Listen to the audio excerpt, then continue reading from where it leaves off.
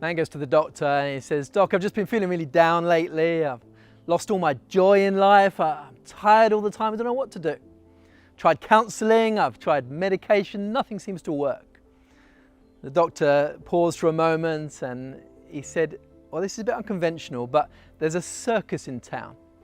And I hear that the clown in that circus can make anyone laugh. Why don't you just buy yourself a ticket and go and sit at the back and just have a good old laugh, see if it doesn't make you feel a little better." Can you guess what the man replied? Can you? He said, "Well, you see, the thing is, Doc, I am that clown." When I first heard that story, I cried because I felt like I was that clown. Let me tell you what happened. My dad was a pastor, and so by the age of about 10, I pretty much knew how churches were run. In fact, when we went on a holiday as a family, we used to have our own little service. My mum would do the music, and my kid brother would do the notices, and I would preach. I would preach to my family. And so it's no surprise that by the age of 18, I was a youth pastor. At 23, I was a church minister, and by 29, I was the senior pastor of a large church. I was young, I was enthusiastic, I was energetic, but the problem was I was only tending to the externals of life. If you could have seen what was going on the inside, it would have told a different story. Because underneath, my insecurity, my deep desire for people to like me, my lack of a deep prayer life, and my sense of a failure as a husband because after 10 years of marriage, we couldn't seem to start a family, was slowly eating me up on the inside.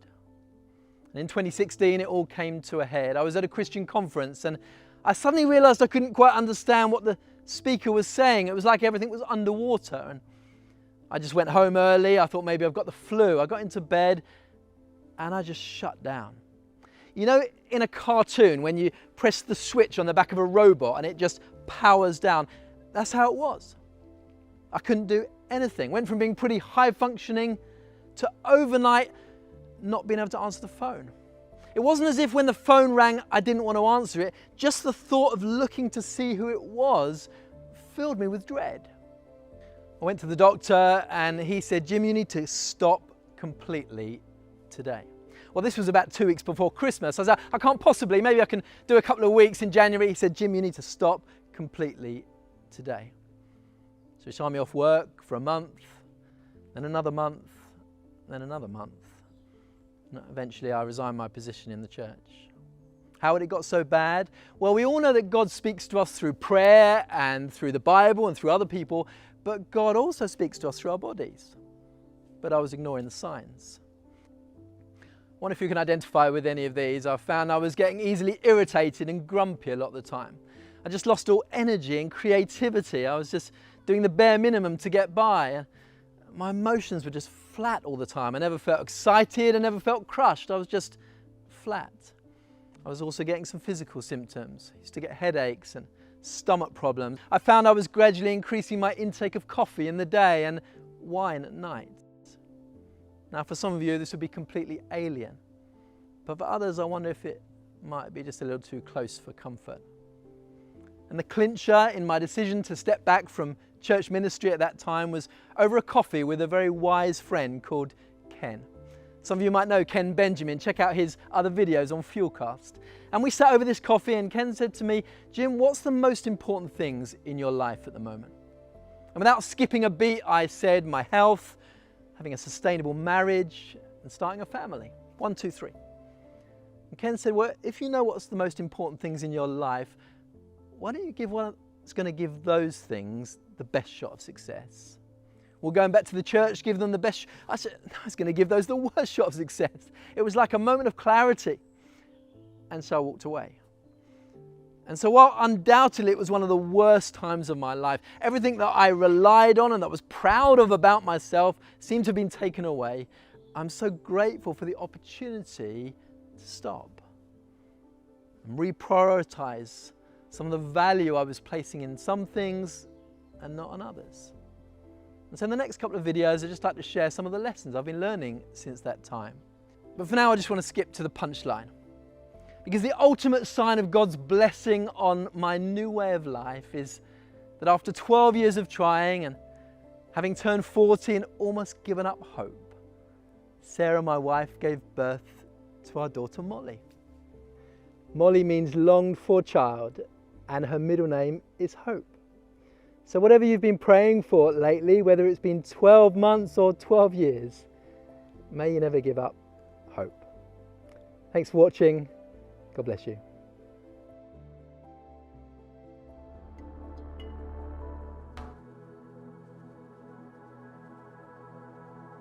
In the last video, I talked about my journey through burnout, and I'm still on the journey, by the way. Certainly not an expert, don't have all the answers. But by the grace of God, I have been learning some lessons since that time, and I'd love to share some of those with you, and hope that they'll be of help to you or someone you know. Check out the previous video to hear my story. You know what really came home to me during my downtime, and it sounds obvious, is that we as humans are designed to work and to rest. You know, this pattern of work, collapse just isn't sustainable. But what I discovered is that slouching in front of the TV hour after hour, you know, what's known as Netflix and chill, doesn't actually give you rest. It's not even about getting enough sleep, crucial though that is.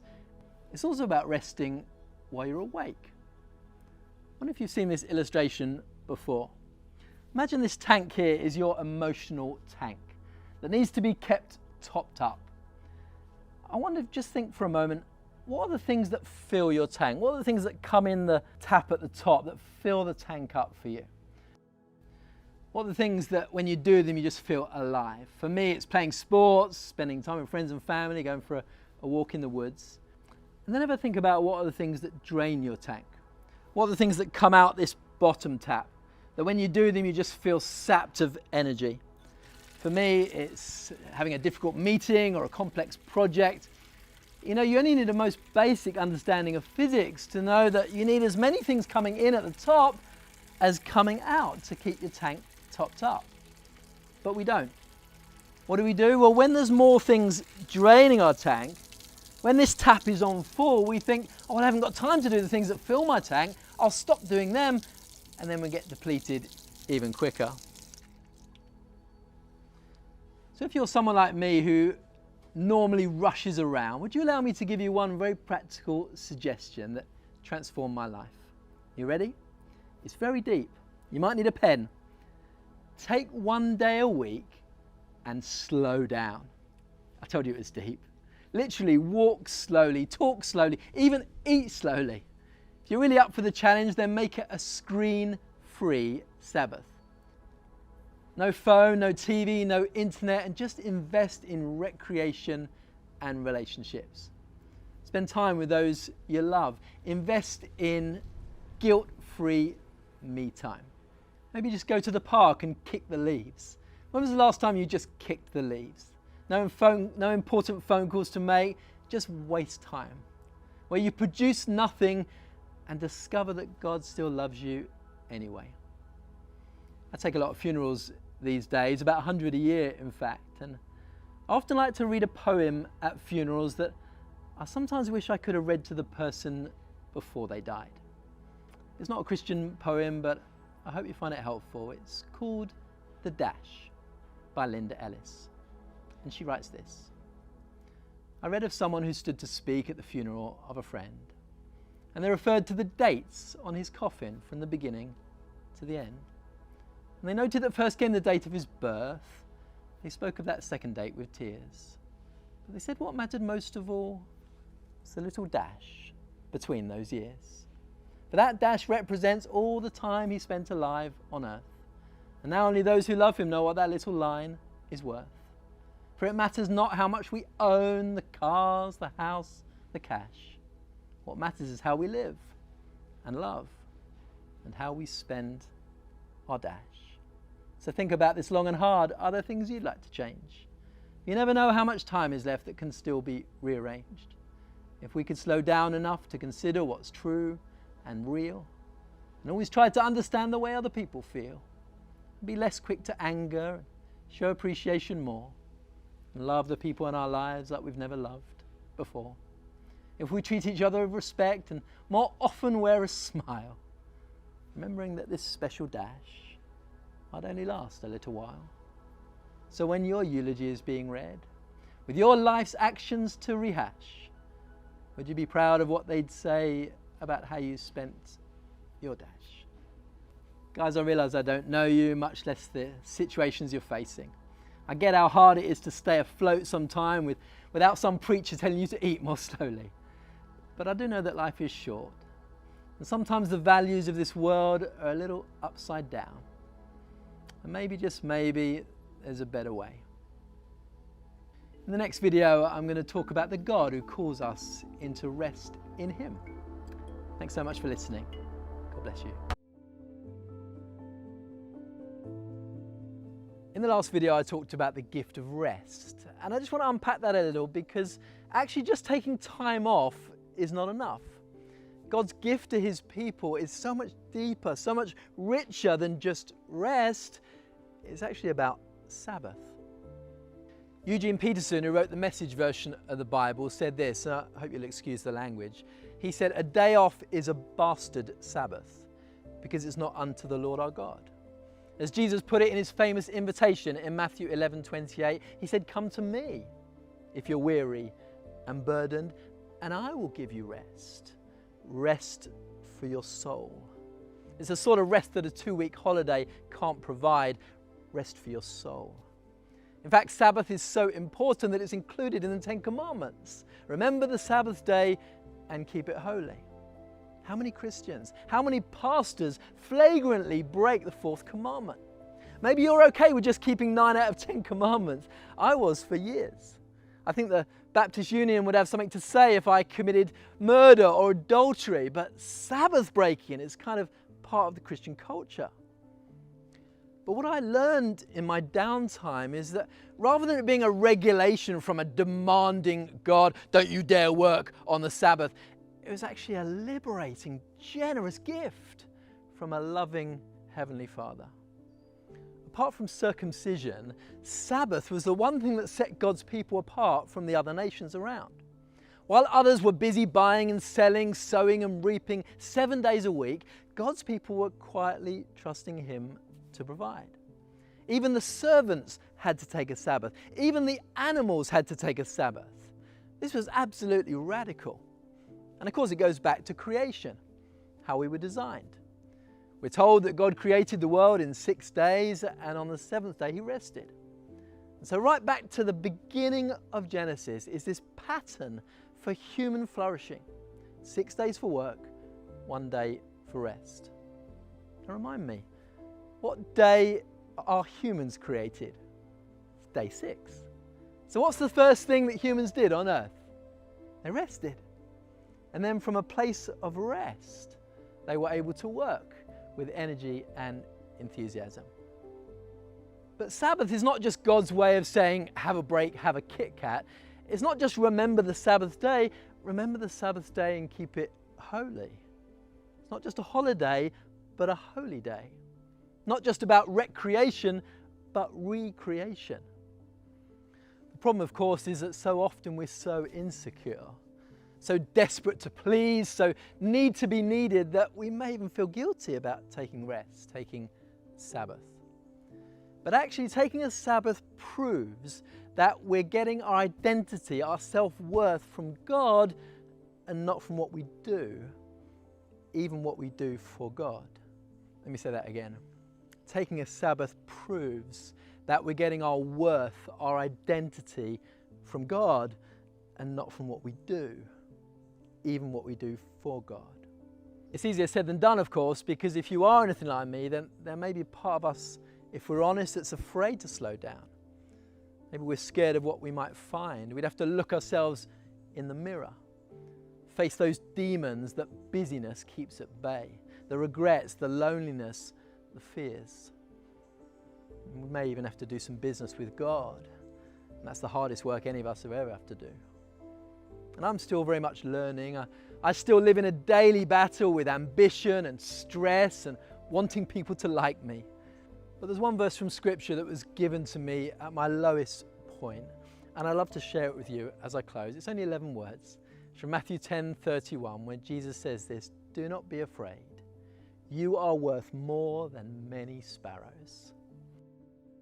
when I couldn't produce anything, couldn't even answer the phone, much less preach a sermon, I discovered as if for the first time that God valued me. Not for what I could do, but just for being me. So I'm here to tell you that there is hope. And I pray that you would hear again, as if for the first time, that still small voice of Jesus whispering to you, come to me if you're burdened, if you're weary, and I will give you rest. Rest for your soul. Thanks so much for listening. In the next video, I'd love to share about the goal, the outcome of all of this. God bless you.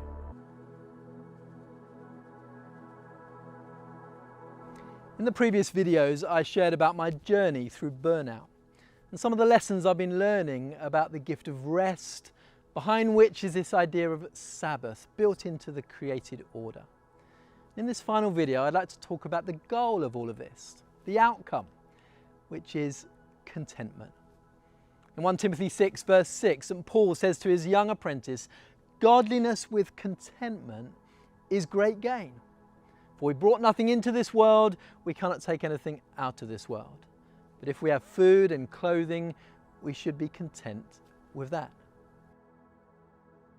And yet, especially in this day and age, true contentment is one of life's rarest virtues. To be able to sit in your chair and want for nothing.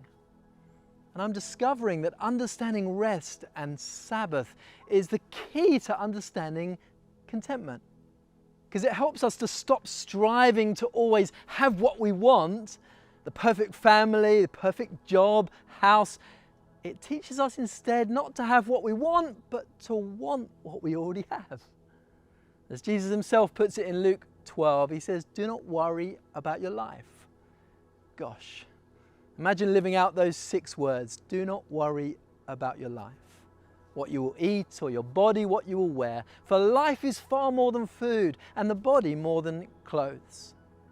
What an antidote to the world's values.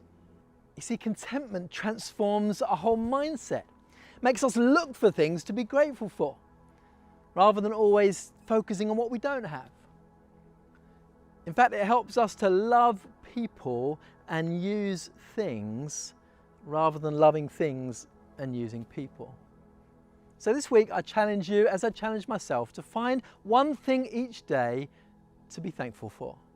See if it doesn't transform your mindset. I was reading about a pastor who was going around the supermarket with his little son on a Saturday morning. He was so focused on getting the shopping, he had a busy Sunday ahead of him. And all the way around the supermarket, the son was saying, Dad, Dad, and he just ignored his son. He was so focused on the shopping, and all the way around, Dad, Dad, just ignored him.